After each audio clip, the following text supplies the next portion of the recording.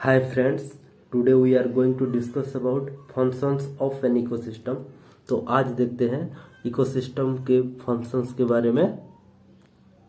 तो अगर हमें इकोसिस्टम के फंक्शन के बारे में जानना है तो हमें जानना होगा इसके नेचर के बारे में। तो और नेचर के बारे में जानना होगा तो हमें जानना होगा इसके फंक्शन के बारे में। तो both are interlinked to each other. To understand clearly the nature of ecosystem, its functioning should be thoroughly understand। तो अगर हम इकोसिस्टम के नेचर के बारे में जानना होगा तो हमें इकोसिस्टम के फंक्शन के बारे में thoroughly अंडरस्टैंड करना पड़ेगा। सो आज टुडे का क्लास है फंक्शंस ऑफ इकोसिस्टम के बारे में। इसीलिए the functions of ecosystem is allow flow of energy and cycling of nutrients. Ecosystem function क्या करता है? Nutrient cycle and energy flow को अलाउ करता है एक इकोसिस्टम में, राइट। तो कौन कौन से फंक्शन है आज हम बात करते हैं। चलो चलते हैं नेक्स्ट स्लाइड पे। तो 3 टाइप्स के फंक्शन होते हैं इकोसिस्टम फंक्शंस के। 3 टाइप्स हैं। पहला वाला है प्राइमरी फंक्शन, दूसरा वाला है सेकेंडरी फंक्शन, तीसरा वाला है टर्शियरी फंक्शन। प्राइमरी फंक्शन किसको बोलते हैं, सेकेंडरी फंक्शन किसको बोलते हैं, टर्शियरी फंक्शन किसको बोलते हैं, बात करते हैं। तो प्राइमरी फंक्शन क्या है? तो primary function of all ecosystem is manufacture of starch और फोटोसिंथेसिस। किसी भी इकोसिस्टम का प्राइमरी फंक्शन क्या होता है कि फूड प्रोडक्शन करना होता है। क्या होता है? फूड प्रोडक्शन करना होता है। कौन से प्रोसीजर में? फोटोसिंथेसिस प्रोसीजर में फूड प्रोडक्शन करना होता है इकोसिस्टम का प्राइमरी फंक्शन। सेकेंडरी फंक्शन क्या होता है? एक इकोसिस्टम का जो भी फूड प्रोडक्शन हुआ है उसको यूटिलाइज करना होता है। तो सेकेंडरी फंक्शन क्या होता है? तो secondary function of all ecosystem is distribution of energy in the form of food to all consumers. जो भी फूड प्रोडक्शन हुआ है, प्राइमरी प्रोड्यूसर जो भी फूड प्रोडक्शन हुआ है उसको डिस्ट्रीब्यूट करते हैं। किसके पास डिस्ट्रीब्यूट करते हैं? कंज्यूमर के पास। तो सेकेंडरी फंक्शन इकोसिस्टम का होता है डिस्ट्रीब्यूशन ऑफ एनर्जी और food to all consumers, right. तो अब बात करते हैं टर्शियरी फंक्शन के बारे में। टर्शियरी फंक्शन क्या होता है? इसके अलावा जो जो भी फंक्शन है वो टर्शियरी फंक्शन के अंदर आता है। इसको हम साइक्लिंग ऑल्सो बोल सकते हैं। क्या क्या टर्शियरी फंक्शंस है? एनर्जी एंड मटेरियल फ्लो और एनर्जी फ्लो बोल सकते हैं, फूड चेन्स है, फूड वेब्स है, इकोलॉजिकल पिरामिड है और प्रोडक्टिविटी और प्रोडक्शन है। प्रोडक्टिविटी और प्रोडक्शन है और क्या है? न्यूट्रिएंट साइकिल है।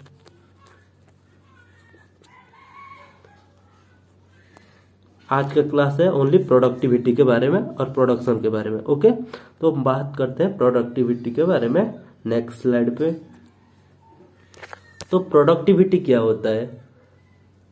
प्रोडक्टिविटी क्या होता है कि it is the rate of formation of biomass per unit area और per unit volume in an ecosystem. एक इकोसिस्टम का जो rate of formation of biomass होता है उसको बोलते हैं प्रोडक्टिविटी। अगर ये एक्वाटिक इकोसिस्टम होगा इसको बोलेंगे हम, क्या बोलेंगे? इसका rate of formation of biomass को हम मेजर करेंगे पर यूनिट वॉल्यूम पे। अगर एक टेरेस्ट्रियल इकोसिस्टम होगा इसका rate of formation of biomass को हम कैलकुलेट करेंगे पर यूनिट एरिया पे। तो प्रोडक्टिविटी किसको बोलते हैं? The rate of formation of biomass per unit area और per unit volume in an ecosystem, right. तो लिख देता हूं क्या है productivity? The rate of formation of biomass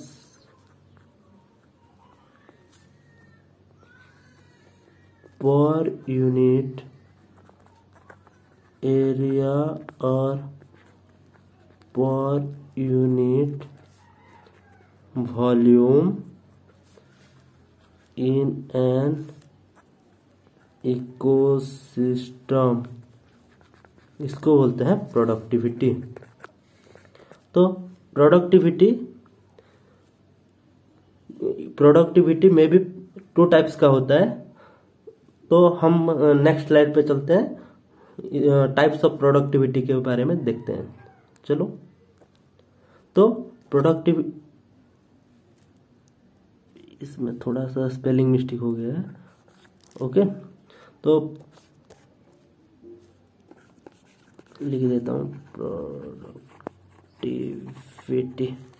okay,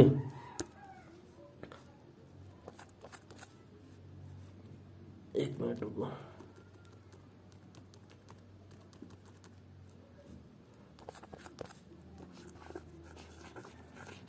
productivity, types of productivity के बारे में जानते हैं।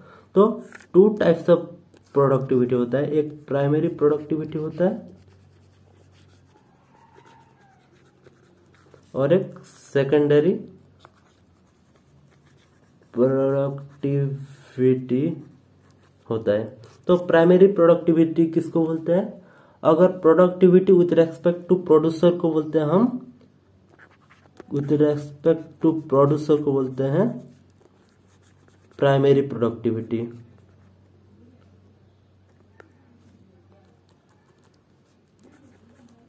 Primary productivity with respect to producers. तो जो भी बायोमास का प्रोडक्शन है, अगर वो प्रोड्यूसर्स का the rate of formation of biomass per unit area और per unit volume in an ecosystem by producers होगा, तो उसको बोलेंगे हम प्राइमरी प्रोडक्टिविटी। अगर the rate of formation of biomass per unit area और per unit volume in an ecosystem by consumer होगा, उसको बोलेंगे सेकेंडरी कंज्यूमर।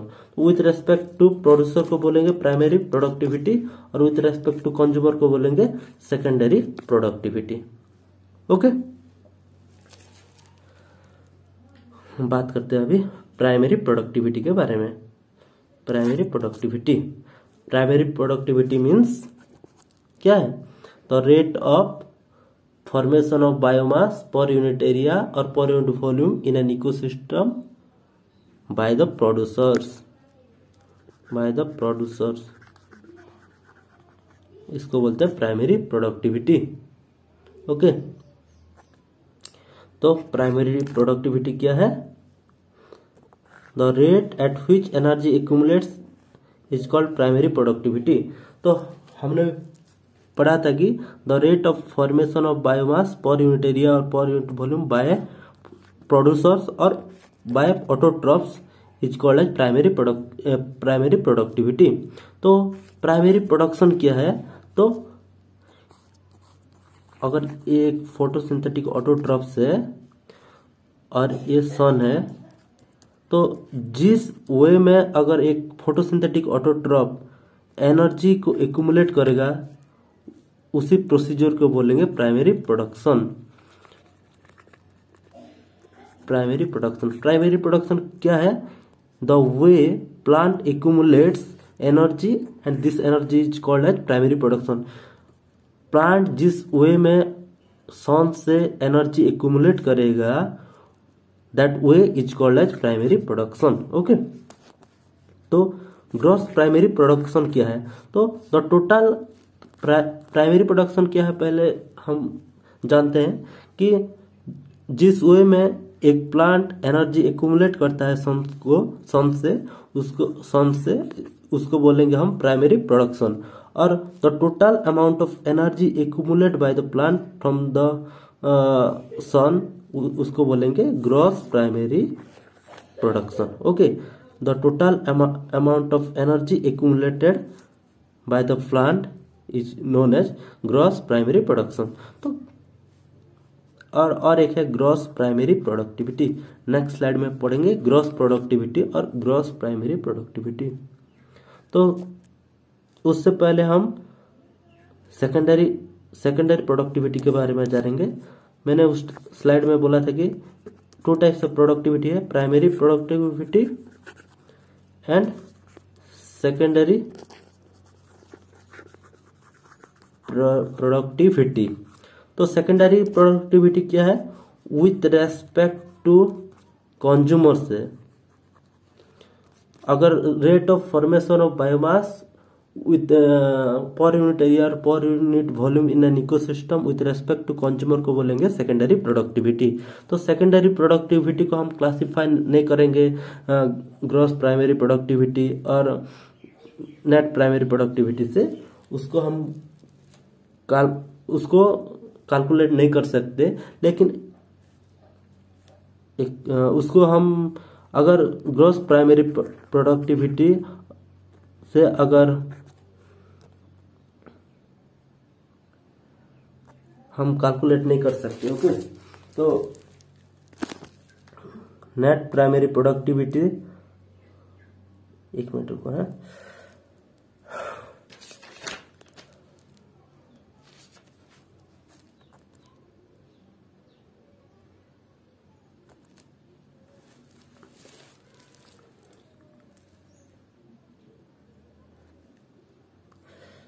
ओके चलते हैं। ओके फ्रेंड्स, चलते हैं नेक्स्ट स्लाइड पे। तो ग्रॉस प्रोडक्टिविटी और ग्रॉस प्राइमरी प्रोडक्टिविटी क्या है? तो ग्रॉस प्रोडक्टिविटी और ग्रॉस प्राइमरी प्रोडक्टिविटी क्या है? The total amount of energy, the total amount of biomass produced by a producer per unit area और per unit volume in an ecosystem is called as gross primary productivity. अगर एक plant है, plant क्या करता है? Photosynthesis करता है। Photosynthesis के जरिए ये फूड प्रोडक्शन करता है। तो ये फूड है बायोमास, राइट? तो the total amount of biomass production by the producers per unit area और per unit volume in an ecosystem को हम बोलेंगे gross primary productivity. But at the same time क्या करता है? ये रेस्पिरेशन भी करता है। रेस्पिरेशन में इस फूड का क्या होता है? इस बायोमास का यूटिलाइजेशन भी होता है। सो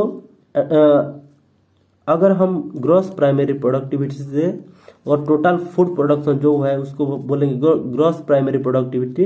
ग्रॉस प्राइमरी प्रोडक्टिविटी से हम रेस्पिरेटरी लॉस को हम रिमूव कर देंगे, तो जो बचेगा, जो बायोमास रिमेनिंग हुआ उसको बोलेंगे हम नेट प्राइमरी प्रोडक्टिविटी। तो जो भी ग्रॉस प्राइमरी प्रोडक्टिविटी से अगर हम रेस्पिरेशन के प्रोसीजर को रिमूव कर देंगे और एलिमिनेट कर देंगे, उसको बोलेंगे हम नेट प्राइमरी प्रोडक्टिविटी। तो नेट प्राइमरी प्रोडक्टिविटी क्या है? ग्रॉस प्राइमरी प्रोडक्टिविटी और gross productivity subtracted by respiration, okay. चलते हैं। तो इसमें मैथमेटिकली क्या लिखा है? तो PG means gross primary productivity is equal to net primary productivity plus respiration. अगर नेट प्राइमरी प्रोडक्टिविटी के साथ रेस्पिरेशन को ऐड कर देंगे तो टोटल को बोलेंगे हम gross primary productivity, where P N is equal to net primary productivity, R equal to respiration and PG is equal to gross primary productivity और ग्रॉस प्राइमरी प्रोडक्शन, राइट? तो जो ग्रॉस प्राइमरी प्रोडक्टिविटी है, अगर वो respiration के साथ जितना gross primary productive होगा उतना रेस्पिरेशन होगा, तो there will be the energy production is zero. इसमें एनर्जी का प्रोडक्शन जीरो हो जाएगा, ओके। अगर gross primary productivity and respiration का अमाउंट सेम हो जाएगा तो energy production is equal to zero हो जाएगा, तो एनर्जी का प्रोडक्शन नहीं होगा। अगर gross primary productivity less than respiratory loss होगा। अगर रेस्पिरेशन ज्यादा होगा उसमें क्या होगा, तो बायोमास डिक्रीज हो जाएगा, तो ग्रॉस प्राइमरी प्रोडक्टिविटी कम हो जाएगा रेस्पिरेटरी लॉस के हिसाब से, तो बायोमास डिक्रीज हो जाएगा। अगर gross primary productivity respiratory loss के हिसाब से ज्यादा होगा तो देन क्या बोलेंगे, बायोमास इंक्रीज हो जाएगा, बायोमास इंक्रीज हो जाएगा। ओके, समझ में आया। तो if PG is equal to R then energy production is equal to 0। If PG less than is equal to R then biomass decreases. If PG greater than R then biomass increases, right. अब बात करेंगे हम net community productivity के बारे में। तो net community productivity क्या है, तो हमें पता है कि productivity means the rate of formation of biomass per unit area और per unit volume in an ecosystem is known as productivity. Net community productivity means the rate of formation of biomass per unit area और per unit volume in an ecosystem but that is not used by heterotrophs is called as net community productivity। जो भी biomass production हुआ है पर unit area और per unit volume में but which is not used by heterotrophs is known as net community productivity. Rate of storage of organic matter not used by heterotrophs is called as net community productivity. Okay, तो mathematically हम net community productivity को लिख सकते हैं, net community productivity is equal to gross primary productivity minus respiratory loss by autotrophs minus respiratory loss by heterotrophs. Okay, तो net community productivity को हम mathematical लिख सकते हैं gross primary productivity minus respiratory loss by autotrophs minus respiratory loss by heterotrophs. Okay, तो where RA is equal to respiratory loss by autotrophs। okay, RH is equal to respiratory loss by heterotrophs and GPP means gross primary productivity. Okay, तो net community productivity is equal to gross primary productivity minus respiratory loss by autotrophs again minus subtracted by respiratory loss by heterotrophs. Thank you guys for watching this video. अगर आप इस channel पे नए हैं तो please subscribe कीजिए, like कीजिए, share कीजिए और stay home stay safe. Thank you for watching this video. Thank you so much.